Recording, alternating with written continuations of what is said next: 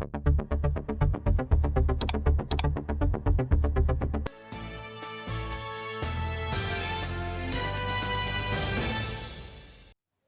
ہی نہیں شیروانی بھی اتاروں گا، سندھ اسمبلی میں دلچسپ صورتحال۔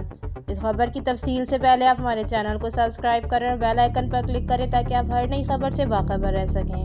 سندھ اسمبلی میں اس وقت دلچسپ صورتحال پیدا ہو گئی جب تحریک انصاف کے رکن فردوس شمیم نقوی نے عوامی مشکلات کا ذکر کرتے ہوئے اپنی ٹوپی اتار دی۔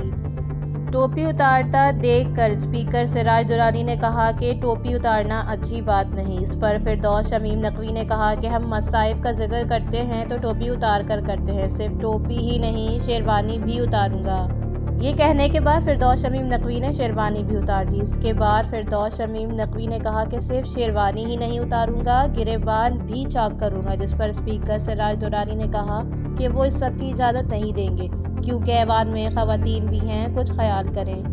اس موقع پر پیپلز پارٹی کی رہنما شرمیلا فاروقی نے کہا کہ اس طرح کپڑے اتارنا درست نہیں ہے۔ کیا یہ اس طرح اپنے گھر میں بھی کپڑے اتارتے ہیں؟ یہاں مائیں، بہنیں، بیٹیاں اور بیویاں بیٹھی ہیں، کچھ خیال کریں۔